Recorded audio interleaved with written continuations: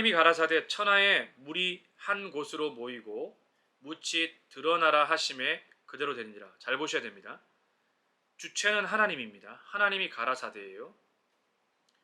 왜 하나님이 말씀으로 창조하셨다고 말하냐면 모든 하나님의 창조에는 하나님이 가라사대, 하나님이 말씀하시되, 하나님이 말씀으로 이런 개념으로 창조가 됐다는 거예요. 그러니까 창조는 절대 그냥 되지 않습니다. 하나님의 말씀으로 이 세계 모든 만물이 지어졌다라는 것. 그래서 다른 성경에도 하나님의 말씀으로 모든 세계가 지어졌다라고 하는 이유가 바로 그것 때문에 그렇습니다. 천하에 물이 한 곳으로 모이고, 굉장히 중요해요. 천하의 물이 여러 곳이 아니라 한 곳으로 모여야 됩니다.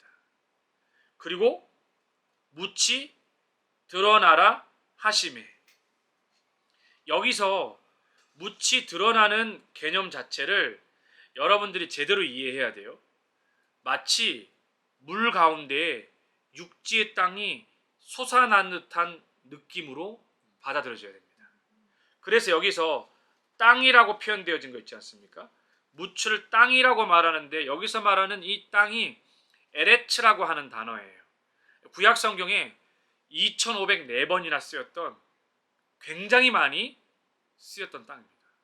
이 땅 자체가 여러 많은 사람들이 많은 말들을 하지만 이 에레츠, 땅이라고 하는 개념 자체가 인간이 사는 지구 표면을 말해요. 이 땅의 개념 자체가요. 그 다음에 또 하나, 동물과 사람이 걷는 땅의 개념으로 많은 사람들이 이해를 합니다.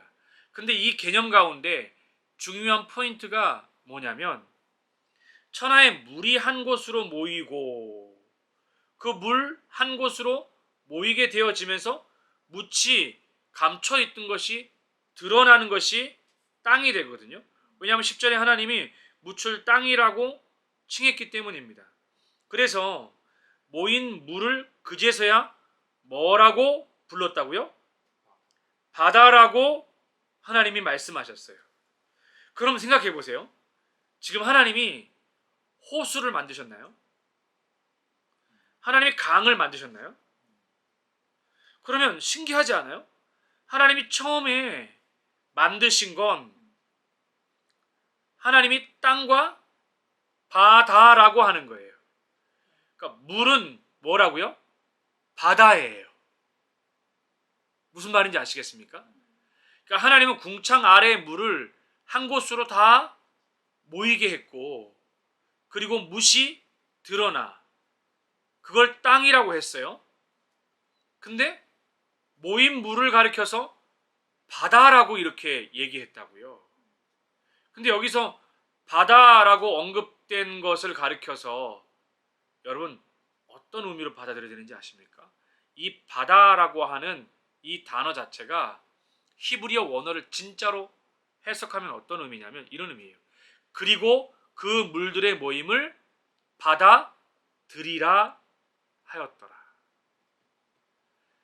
이 말은 그 물들이에요. 물이 아니라 뭐라고요? 그 물들입니다. 여기서 말하는 그 물들은 천하의 말을 말하고 천하의 물을 말하는 거예요. 천하의 물을. 그래서 거기에 바다와 강과 내륙의 호수를 포괄하는 거예요. 그러니까 절대 이 바다라고 하는 이 말 자체를 한국어 성경으로 말한다면 이렇게 질문을 할 수 있어요. 그거 그냥 그러면 바다만 하나님이 창조하신 거 아닌가요? 바다만? 그게 아니라고. 그걸 말해주고 싶은 거야. 그 모인 물을 바다라고 부르시는데 그걸 히브리 원어로 볼 것 같으면 다른 말로 표현하는 것이 아니라 뭐라고 하냐면 울 레미크웨 함마임 얌밈, 이걸 직역하면 그리고 그 물들의 모임을 바다들이라. 그래서 그 천하의 물을 가리켜서 얌밈, 얌이라고 하는 자체가 복수형이기 때문에 바다와 강과 내륙의 호수를 포괄한다라는 거예요. 여기서 중요한 프레임이 나옵니다. 자, 첫째 날, 둘째 날, 셋째 날을 가면서 하나님이 서서히 완성시킬 만한 프레임은 다 만드셨어요. 보세요. 궁창 위 만드셨죠? 그 다음에 하늘도 만드셨어요. 그 다음에 바다를 만드시고 그 다음에 땅을 만드셨어. 그러면 첫째 날, 둘째 날, 이 셋째 날을 통해서 우리가 이제 이 프레임이 완성되어진 다음에 그 프레임이 완성되어진 것에다가 하나님이 채우기 시작하시는 거예요. 그 창조의 프레임이 만들어지고 그 창조의 프레임 가운데 하나님이 하나를 집어넣기 시작을 하시는 거예요. 그래서 보세요. 11절에 보면 하나님이 가라사대 땅입니다. 묻힐 땅이라 했잖아요. 땅은 뭘 만들었다고요? 풀이에요. 풀. 땅은 뭐라고요? 풀. 그 다음에 씨 맺는 채소. 각기 종류대로 씨 가진 열매 맺는 과목. 이게 진화론을 철저하게 완전히 부셔버립니다. 왜냐하면 다른 사람들 진화론자들은 뭐에서부터 뭐가 만들어지고 그것이 또 진화되어지는 과정이라고 말하지만 하나님은 개 하면 개에서 진화되어진 게 아니라 개에 치아와도 있고 불독도 있고 허시파피와 같은 각각 종류대로 만들었다는 거야. 그럼 쥐가 있어. 그러면 쥐도 종류대로야. 그리고 또 뭐가 있어요? 고양이가 있어. 고양이도 종류대로야.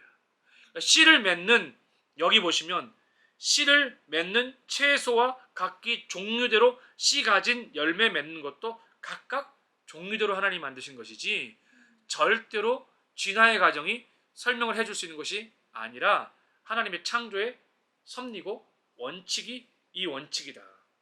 그래서 12절 보면 땅이 풀과 각기 종류대로 씨 맺는 채소와 각기 종류대로 씨 가진 열매 맺는 나무를 내니 하나님이 보시기에 좋았더라.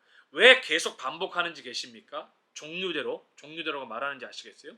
이게 성경에서 갖는 의미가 매우 크기 때문이에요. 종류대로 다양하게 만든 거예요. 그러니 같은 종류 똑같은 것은 존재하지 않습니다. 이 얘기는 다른 말로 말하면 하나님이 다양한 종류를 통해서 하나님이 만드셨다라는 사실들을 분명히 인식시키고 계신다. 그 다음에 14절에 보면 이제 셋째 날이 끝나고 나서 넷째 날에 보면 하나님이 가라사대 하늘 만들어졌고 궁창이 만들어졌잖아요. 그러니까 만들어졌기 때문에 하나님이 이렇게 말씀하시는 겁니다. 하나님이 가라사대 하늘에 궁창에 라고 나와 있어요. 궁창에 광명이 있다라는 거. 제가 아까 그래서 중요하게 생각하는 거예요. 궁창 밖에 뭐가 존재하는 것이 아니라 이 궁창의 개념 자체가 굉장히 넓다. 거기에 해, 달, 별이 다 올라가 있어야 된다. 그래서 하나님이 가라사대 하늘의 궁창에 광명, 빛이 있는 것이 있어서 주야를 나뉘게 하라. 또 그 광명으로 증조와 사시와 일자와 연한. 그래서 제가 아까 천문학이 중요하다고 얘기했던 이유가 바로 여기 있죠. 왜냐하면 여기서 해, 달, 별을 통해서 징조를 분명히 알 수 있다.